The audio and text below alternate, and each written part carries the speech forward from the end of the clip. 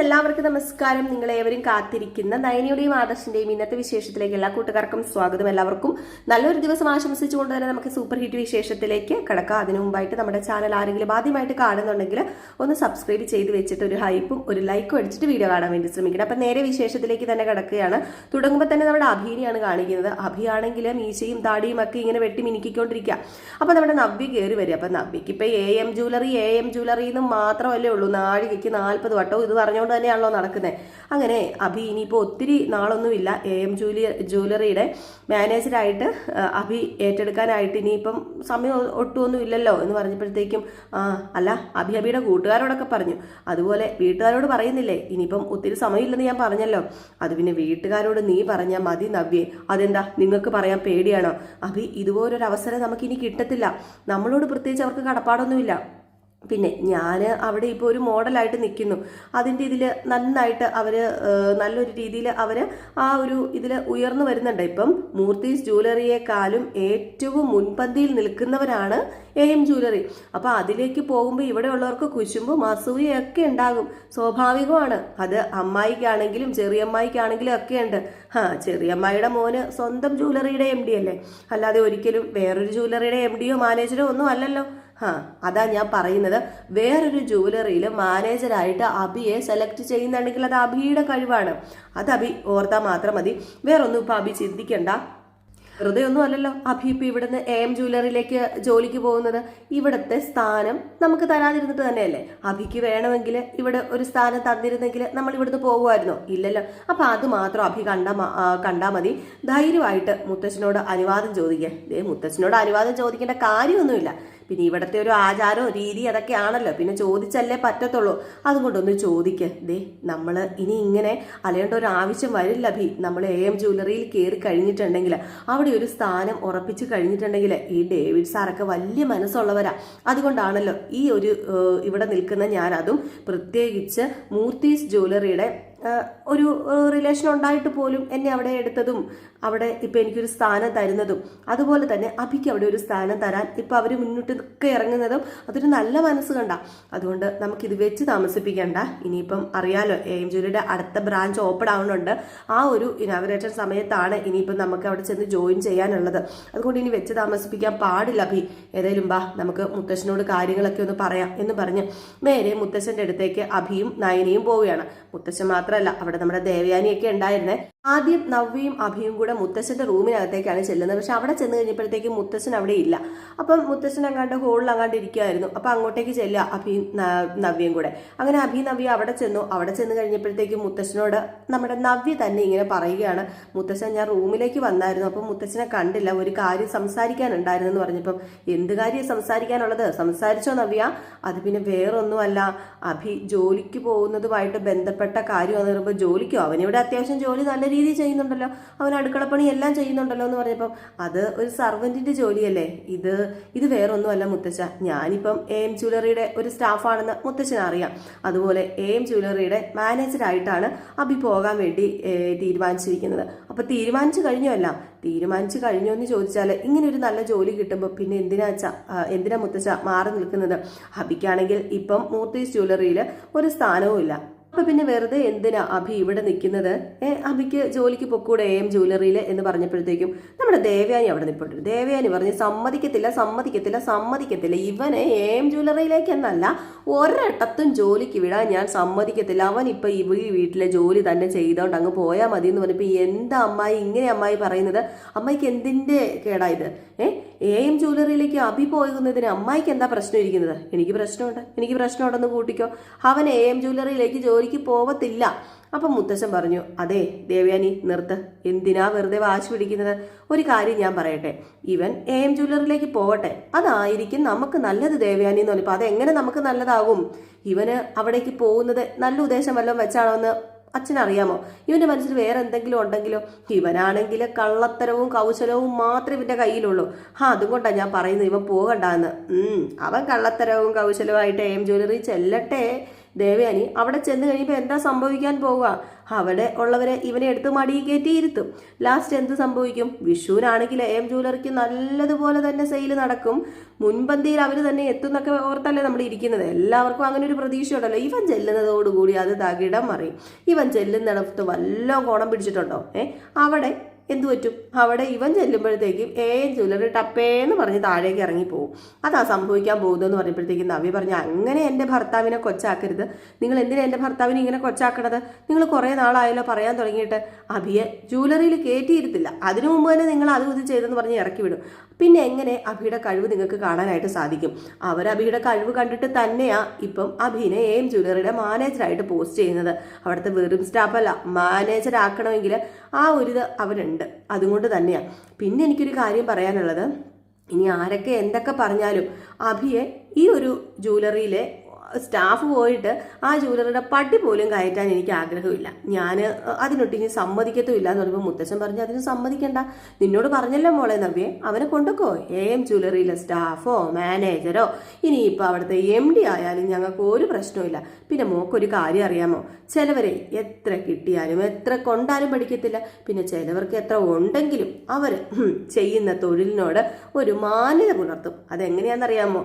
ഈ കള്ളന്മാരൊക്കെ ഉണ്ടല്ലോ, ചില കള്ളന്മാരൊക്കെ ഉണ്ടല്ലോ, അവർക്കൊന്നും ഇല്ലാഞ്ഞിട്ടല്ല കട്ടെടുത്തും മോഷ്ടിച്ചും ഒക്കെ നടക്കുന്നത്. വീട്ടിൽ ഒരുപാടുണ്ടായിരിക്കും. പക്ഷേ ഉണ്ടല്ലോ, അവന്മാരുടെ ആ ഒരു സ്വഭാവം, അവരുടെ ആ ഒരു രക്തത്തിലുള്ള ആ ഒരു സ്വഭാവം ഉണ്ടല്ലോ, അത് മാറത്തില്ല. അവന്മാർക്ക് ഇനിയിപ്പോൾ 10-20 കോടി രൂപ കയ്യിലിരുന്നാലും തൊട്ടടുത്തൊരു 100ന്റെ നോട്ട് ഇരിപ്പുണ്ടെങ്കിൽ അറിയാതെ അങ്ങോട്ടേക്ക് കൈ പോകും. അങ്ങനെ അടിച്ചു മാറ്റാൻ തോന്നും. ആ ഒരു സ്വഭാവം അഭിക്ക്. ഇവൻ അങ്ങോട്ടേക്ക് ചെല്ലട്ടെ, അവിടെ ചെന്നിട്ട് എന്താണെന്ന് വെച്ചാൽ കാണിച്ചോ, എനിക്കൊരു പ്രശ്നമില്ല. ഏതായാലും നന്നായി വരട്ടെ, അത് മാത്രമേ എനിക്ക് പറയാനുള്ളൂ. നീ അവിടെ ചെന്നാലെങ്കിലും ആത്മാർത്ഥമായിട്ട് നിൽക്കുക, മേടിക്കുന്ന ശമ്പളത്തിന് ആത്മാർത്ഥത പുലർത്തുക എന്ന് പറഞ്ഞപ്പോഴത്തേക്കും നമ്മുടെ നവ്യ പറഞ്ഞു, അത് അത്രേ ഉള്ളൂ മുത്തശ്ശ, ഞാൻ അഭിയെ പറഞ്ഞെല്ലാം മനസ്സിലാക്കിയിട്ടുണ്ട് എന്നൊക്കെ പറഞ്ഞിട്ട് അവരങ്ങ് പോയി കഴിഞ്ഞപ്പോഴത്തേക്കും മുത്തശ്ശനോട് ചോദിക്കുകയാണ് നമ്മുടെ ദേവയാനി, എന്തിനാ അച്ഛാ അവനോട് പൊക്കോളാൻ പറഞ്ഞു? അവൻ ഇവിടെ കിടന്നാൽ മതിയായിരുന്നില്ലേ? അവനിനി അവിടെ ചെന്നിട്ട് എന്ത് കിട്ടാനാന്ന് ചോദിക്കുമ്പോൾ, അവിടെ ചെന്നിട്ട് നമുക്ക് എന്ത് കിട്ടാനാ? അത് നമുക്കൊന്നും കിട്ടാനില്ല, പക്ഷെ നമുക്ക് കിട്ടാനുണ്ട്. അവൻ അവിടെ കാല് കുത്തി അവിടെ മുടിയുന്നു, എനിക്ക് ഉറപ്പാണ് എൻ്റെ പൊന്ന് ദേവയാനി. അതുകൊണ്ട് അവിടെ മിക്കവാറും നശിച്ച് നാരായണക്കല്ലെടുക്കും, അത് ഉറപ്പായ കാര്യം എന്നിങ്ങനെ പറയാണ് കേട്ടോ. ഏതായാലും അഭിക്ക് പിന്നെ പെട്ടെന്ന് സന്തോഷമൊക്കെ ആയി. മുത്തശ്ശൻ സംബന്ധിച്ച സ്ഥിതിക്ക് ഇനിയിപ്പം ധൈര്യമായിട്ട് പോകാമല്ലോ AM ജ്വല്ലറിയിലേക്ക്. പിന്നെ കാണിക്കുന്ന സീനെന്ന് പറഞ്ഞാൽ നയനിയും ആദർശും കൂടെ സംസാരിക്കാണ് കേട്ടോ. അങ്ങനെ നയനിയും ആദർശും സംസാരിക്കുന്ന കാര്യം വേറൊന്നുമല്ല, നമ്മുടെ ആദർശ് AM ജ്വല്ലറിയിൽ പോകുന്ന കാര്യം നയനിയും ആദർശും അറിഞ്ഞു. ഇത് കേട്ടപ്പോൾ തന്നെ നമ്മുടെ നയന പറയും, അതെങ്ങനെയാണ് ശരിയാകുന്നത്? അത് അങ്ങനെ പോയി കഴിഞ്ഞിട്ടുണ്ടെങ്കിൽ എങ്ങനെ ശരിയാവും ആദർശേട്ടാ? നവ്യേച്ചോട് പറയാനും പറ്റത്തില്ല, നവ്യേച്ചോട് പറഞ്ഞിട്ട് ഒരു കാര്യമില്ല. നവ്യേച്ചോട് എന്ത് പറയാനാ ഞാനെന്ന് പറയും. ഇപ്പം നീ ഇനി ഒന്നും പറയാനൊന്നും നിൽക്കണ്ട, പോകുന്നവർ പോട്ടെ, അവിടെ ചെല്ലട്ടെ. ഞാനൊരു കാര്യം പറയട്ടെ, ഈ അഭിനെയും നവ്യേനെയും ഒക്കെ അവർ AM ജ്വല്ലറിയിലേക്ക് അടുപ്പിക്കുന്നത് നമ്മളോടുള്ള ശത്രുത കൊണ്ട് തന്നെയാണ്. നമ്മുടെ ഇവിടുത്തെ കാര്യങ്ങളൊക്കെ ചോർത്താൻ വേണ്ടി തന്നെയാണ്. പിന്നെ അഭിനെ ഇപ്പം നമ്മുടെ മൂർത്തീസ് ജ്വല്ലറിയിലേക്ക് കയറ്റാത്ത പക്ഷെ ഇവിടുത്തെ കാര്യങ്ങളൊന്നും ചോർത്താനായിട്ടും അവനും പറ്റില്ല.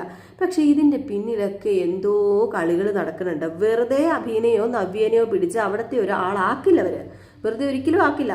അതിൻ്റെ പിന്നിൽ എന്തോ, നമ്മുടെ ഡേവിഡിൻ്റെ പിന്നിൽ എന്തോ കറുത്ത കരങ്ങൾ പ്രവർത്തിക്കുന്നുണ്ടെന്ന് പറഞ്ഞില്ലേ, അത് അഭിയും അതുപോലെ തന്നെ നവ്യയുമായിട്ടൊക്കെ ബന്ധപ്പെട്ട എന്തോ സംഭവമാണുള്ളത്. അതാണ് നമുക്ക് കണ്ടുപിടിക്കേണ്ടത്. അല്ലാതെ ഒരിക്കലും AM ജ്വല്ലറിയിലേക്ക് അഭിനെ കൊണ്ടുപോവില്ല. അങ്ങനെ കൊണ്ടുപോകേണ്ട കാര്യം AM ജ്വല്ലറിക്കില്ല. അഭി കള്ളനാണെന്നും പെരുങ്കള്ളനാണെന്നും അഭിയെ വിശ്വസിക്കാൻ കൊള്ളരുതാത്തവനാണെന്നും ഒക്കെ നന്നായിട്ട് അറിയാവുന്നതാണ് ഈ ലോകത്തിലുള്ള എല്ലാവർക്കും. അഭിനെ അറിയുന്ന എല്ലാവർക്കും, ഈ ലോകത്തിൽ ആരൊക്കെ ഉണ്ടോ അവർക്ക് അഭിനെ അറിയാമെങ്കിൽ അഭിയുടെ കള്ളത്തരവും കൗശലവും എല്ലാം അറിയാവുന്ന ആൾക്കാരാണ്. അപ്പം പിന്നെ അവനെ കൊണ്ടുപോകുന്നുണ്ടെങ്കിൽ അതിന് എന്തെങ്കിലും ഒരു ഉദ്ദേശം കാണും. ഏതായാലും ചിലപ്പം അത് നമ്മളെ സഹായിക്കും. അവൻ പോട്ടെ, അവൻ പോയിട്ട് എന്താന്ന് വെച്ചാൽ ചെയ്യട്ടെ എന്ന് പറയുമ്പം ഞാൻ നവ്യേച്ചോട് വിളിച്ച് എന്തെങ്കിലും സംസാരിക്കണോ? വേണ്ട, നീ നവ്യോട് എന്തിനാ ഇനി വിളിച്ച് സംസാരിക്കാൻ പോകുന്നത്? എത്ര സംസാരിച്ചാലും അവളിപ്പം വേറൊരു ലോകത്താ. അവൾ തന്നെ പൈസ സമ്പാദിക്കാൻ തുടങ്ങി, അവളൊരു മോഡലിങ്ങിൽ ഏർപ്പെട്ടു. അപ്പം ഇനിയിപ്പം വേണ്ട, അതിൻ്റെ കാര്യമില്ല എന്ന് തന്നെ നമ്മുടെ ആദർശം പറയാണ് കേട്ടോ. ചൊറിഞ്ഞു കയറാണ് നമ്മുടെ കനകദുർഗയ്ക്ക് ഈ വിവരം അറിഞ്ഞിട്ട്. കനകദുർഗയാണെങ്കിൽ കണ്ടില്ലേ, ഇനിയിപ്പോൾ അവൻ AM ജ്വല്ലറിയിലേക്ക് പോകുന്നു. എന്ത് നന്ദികേട് അവൻ കാണിക്കുന്നത്. മോളെ പറഞ്ഞാൽ മതിയല്ലോ, അവളെ പിടിച്ചിട്ട് തേപ്പ് തേക്കാഞ്ഞിട്ട് അവളോട് എത്ര പറഞ്ഞാലും കേൾക്കത്തില്ല. കെട്ടിയോനെ പൊക്കി പിടിച്ചോണ്ട് നടക്കുകയാണ്. ഇനിയിപ്പോൾ ഇവിടെ നിന്ന് AM ജ്വല്ലറിയിലേക്ക് ചെന്നിട്ട് ഇവിടുത്തെ കാര്യങ്ങളൊക്കെ അങ്ങോട്ടേക്ക് കൊണ്ട് പകർത്താനായിരിക്കും. ഇങ്ങനെ പോയി കഴിഞ്ഞിട്ടുണ്ടെങ്കിൽ എങ്ങനെയാണ് ശരിയാവുന്നത്? നമുക്കൊരു കടപ്പാടില്ലേ മൂർത്തി മുത്തച്ഛനോടും ജ്വല്ലറിയോടും അനന്തപുരി തറവാട്ടിനോടൊക്കെ അതുപോലും നടപ്പാക്കാൻ പറ്റുന്നില്ലല്ലോ എന്ന് ഓർത്തിട്ടാണ് എനിക്ക് സങ്കടം വരുന്നത്. അവളെ വിളിച്ച് ഞാൻ 2 പറയുന്നുണ്ട് എന്നൊക്കെ പറഞ്ഞിട്ട് നേരെ നമ്മുടെ നവ്യനെ ഫോൺ വിളിക്കുകയാണ്. അപ്പം നവ്യനല്ല അഭിനെയാട്ടോ ഫോൺ വിളിക്കുന്നത്. അഭിനെ വിളിച്ച് 2 പറയുന്നു. നവ്യയോട് പറഞ്ഞിട്ട് പിന്നെ കാര്യമില്ല, പിന്നെ അഭിയോട് ഇച്ചിരി ചൊറിഞ്ഞ് വർത്താനം പറഞ്ഞാൽ ഒരു ചെറിയ സുഖമെങ്കിലും കിട്ടും. അപ്പം അങ്ങനെ എന്ത് ചെയ്യുന്നു, നമ്മുടെ അഭിനെ ഫോൺ വിളിക്കണം. അപ്പോൾ അഭി നോക്കുമ്പോഴത്തേക്കും ജലജ അഭി സംസാരിച്ചുകൊണ്ടിരിക്കുന്ന സമയത്താണ് ഫോൺ കോൾ വരുന്നത്. കനകയാണ് വിളിക്കുന്നത്. അങ്ങനെ അഭി ഫോൺ എടുത്തതും എന്താ അമ്മേ എന്നിങ്ങനെ ചോദിച്ചു. അപ്പോഴത്തേക്കും അമ്മയോ, ആരുടെ അമ്മ? ദേ നീ എന്നെ അമ്മ എന്നൊന്നും വിളിച്ചു പോകരുത്. എടാ വൃത്തികെട്ടവനെ, നീ ആരാണെന്നും എന്താണെന്നും എനിക്ക് നന്നായിട്ട് അറിയാം. എന്നിട്ട് നീ എൻ്റെ മകളെ പറ്റിച്ചുകൊണ്ടിരിക്കുക. ഞങ്ങൾ ശബ്ദത്തിൽ എന്തെങ്കിലും വിളിച്ചു പറഞ്ഞു കഴിഞ്ഞിട്ടുണ്ടെങ്കിൽ നിന്റെ ഈ അഹങ്കാരം നിൽക്കും. AM ജ്വല്ലറിയിലേക്ക് അങ്ങാണ് നീ ജോലിക്ക് മാനേജറായിട്ട് പോയാൽ ഉറപ്പായിട്ടും നിന്റെ കുഞ്ഞാണ് ചന്തുമോൾ എന്നുള്ള സത്യം നിന്റെ ഭാര്യയോട് ഞാൻ തുറന്നു പറയും. പിന്നെ ഉണ്ടാകാൻ പോകുന്നത് എന്താണെന്ന് ഞാൻ പറയണ്ടല്ലോ. അവൾ എൻ്റെ മോളാ, എനിക്ക് നന്നായിട്ട് അറിയാം. അവൾ അടങ്ങി ഒതുങ്ങിയൊന്നും പിന്നെ നിൽക്കാൻ പോകുന്നില്ല. അവൾ നിന്റെ പറപ്പിക്കൂടാ, നോക്കിക്കോ. ചുട്ട കോഴിയെ പറപ്പിക്കുന്ന പോലെ പറപ്പിക്കുന്നു. ഇത് കേട്ടപ്പോഴത്തേക്കും എന്തിനാ അമ്മ ഇപ്പൊ ഇങ്ങനെയൊക്കെ പറയുന്നത്? ഓ ഞാൻ നിന്നോട് പറഞ്ഞു എന്നെ അമ്മേന്ന് വിളിക്കരുതെന്ന്. നീക്കൊരു മോനായിട്ട് എങ്ങനെയാണ് നിന്നെ കാണാൻ പറ്റുന്നത്? വൃത്തികെട്ടവനെ, ഇനി മേലാൽ എന്നെ അമ്മേന്ന് വിളിച്ചു പോകരുത്. AM ജ്വല്ലറിയിലേക്ക് അങ്ങനെ നിന്റെ കാല് കുത്തിയെന്ന് പറഞ്ഞാൽ കാലും കൈയും ഞാൻ വെട്ടി തെറിപ്പിക്കുക മാത്രമല്ല, സത്യങ്ങളൊക്കെ ഈ കനകദുർഗ മൂട്ടി വെക്കുന്നതിനൊരു പരിധിയുണ്ട്. എല്ലാം കൂടി കനകദുർഗ വിളിച്ചു പറഞ്ഞു കഴിഞ്ഞിട്ടുണ്ടെങ്കിൽ നാശമായിരിക്കും കേട്ടോ എന്നൊക്കെ ഇങ്ങനെ പറയാം. ഏതായാലും ഇതൊക്കെ പറഞ്ഞിട്ട് കനക ദേഷ്യം വന്നിട്ട് ഫോൺ കട്ട് ചെയ്തു. അപ്പം ജലജ പറഞ്ഞു എന്താ തള്ള കിടന്ന് വിളിച്ചു പോകുന്നതെന്ന് പറഞ്ഞപ്പോഴത്തേക്കും കാര്യങ്ങളൊക്കെ പറഞ്ഞപ്പോഴത്തേക്കും ആ തള്ള എന്തെങ്കിലും പറയട്ടെ. ഏതായാലും ആ തള്ളയുടെ മോളുടെ ജീവിതം പോകാനായിട്ടൊന്നും ആ തള്ള ഇറങ്ങി തിരിക്കത്തില്ല. ഇപ്പം ഭീഷണിപ്പെടുത്തുന്നല്ലാതെ മോനെ നിന്നെക്കുറിച്ച് പറയാനൊന്നും വഴിയില്ല കനകദുർഗ. ഇനിയിപ്പം കനകദുർഗയുടെ സ്വഭാവം വേണ്ടതും പറയാൻ പറ്റത്തില്ല. എന്തെങ്കിലും പറയുമോ എടുക്കുകയോ ചെയ്യുമോ എന്നൊന്നും പറയാനും പറ്റത്തില്ല. ചിലപ്പം പറഞ്ഞെന്നൊക്കെ ഇരിക്കും. ഇതിനോടൊപ്പം തന്നെ നമ്മുടെ നവ്യയോടും സംസാരിക്കുന്നുണ്ട് കനകദുർഗയെ. നവ്യയോടും പറയുന്നുണ്ട്. നവ്യ പിന്നെ പറയാലോ, നവ്യയുടെ വായ അടപ്പിക്കാൻ പറ്റത്തില്ല. നവ്യ അതും ഇതും ഒക്കെ വിളിച്ച് പറയുകയാണ് നമ്മുടെ കനകദുർഗയോട്. ഏറ്റവും ലാസ്റ്റ് കനകദുർഗയ്ക്ക് എല്ലാം തുറന്നു പറയേണ്ടി വരുന്ന ഒരു അവസ്ഥ, അത് വല്ലാത്തൊരവസ്ഥ തന്നെയാണ്. ഇതെല്ലാം നവ്യയുടെ ആപത്തിൽ തന്നെ ചെന്ന് അവസാനിക്കത്തുള്ളൂ. ഏതായാലും നമുക്ക് കാത്തിരുന്ന് തന്നെ കാണാം എന്തൊക്കെയാണ് സംഭവിക്കാൻ പോകുന്നത്. അപ്പോൾ എല്ലാവരും കാത്തിരിക്കുക കേട്ടോ. നമ്മൾ നയനിയുടെയും ആദർശിന്റെയും കഥയും രേവതിയുടെയും സച്ചിയുടെയും കഥയുമാണ് നമ്മൾ ജിൽ സിനിമയിൽ ഇപ്പോൾ ഓൾറെഡി ചെയ്തുകൊണ്ടിരിക്കുന്നത്. വേറെ എന്തെങ്കിലും കഥയൊക്കെ ചെയ്യാൻ നിങ്ങൾക്ക് കേൾക്കാൻ നിങ്ങൾക്ക് താല്പര്യം ഉണ്ടെങ്കിൽ നമുക്ക് കമൻറ്റ് ബോക്സിൽ പറഞ്ഞാൽ മതി, നമ്മൾ ചെയ്യുന്നതായിരിക്കും. പിന്നെ അലീനയുടെ ഇന്നത്തെ വിശേഷവും നാളത്തെ വിശേഷവും ഒക്കെ നമ്മൾ ഇടുന്നുണ്ട്. ഇന്നത്തെ വിശേഷം രാവിലെ നമ്മൾ പോസ്റ്റ് ചെയ്ത് കഴിഞ്ഞു. ഇനിയിപ്പോൾ നാളത്തെ വിശേഷം നമ്മൾ വൈകിട്ട് ഒരു 8 മണിയോട് കൂടിയൊക്കെ പോസ്റ്റ് ചെയ്യുന്നതായിരിക്കും കേട്ടോ. അപ്പോൾ നിങ്ങളുടെ സ്നേഹത്തിനും സപ്പോർട്ടിനും ഒക്കെ ഒരുപാട് നന്ദിയുണ്ട്. നിങ്ങളുടെ സ്നേഹവും സപ്പോർട്ടും ഒക്കെ ഇതുപോലെ ഉണ്ടെങ്കിൽ മാത്രമേ നമുക്ക് വീഡിയോ ചെയ്യാനൊരു പ്രചോദനമൊക്കെ ഉണ്ടാകത്തുള്ളൂ. അപ്പോൾ നെഗറ്റീവ് ആണെങ്കിലും പോസിറ്റീവ് ആണെങ്കിലും കമൻസ് ഒക്കെ ഇടണം കേട്ടോ. എല്ലാവരും എന്തെങ്കിലും മാറ്റമൊക്കെ വരുത്താനുണ്ടെങ്കിൽ കമൻസ് ഒക്കെ ഇടണേ. അപ്പോൾ അതുപോലെ തന്നെ നമ്മുടെ ചാനൽ ആരെങ്കിലും ആദ്യമായിട്ട് കാണുന്നുണ്ടെങ്കിൽ ഒന്ന് സബ്സ്ക്രൈബ് ചെയ്ത് വെച്ചിട്ട് പുതിയൊരു ഓപ്ഷനാണ് ഹൈപ്പും ചെയ്ത് ഒരു കമൻറ്റും അതുപോലെ തന്നെ ഒരു ലൈക്കും ഒക്കെ ചെയ്യാൻ മറക്കരുത്. അപ്പോൾ എല്ലാവർക്കും നല്ലൊരു ദിവസം ആശംസിച്ച് നിർത്തുന്നു. Tata bye bye.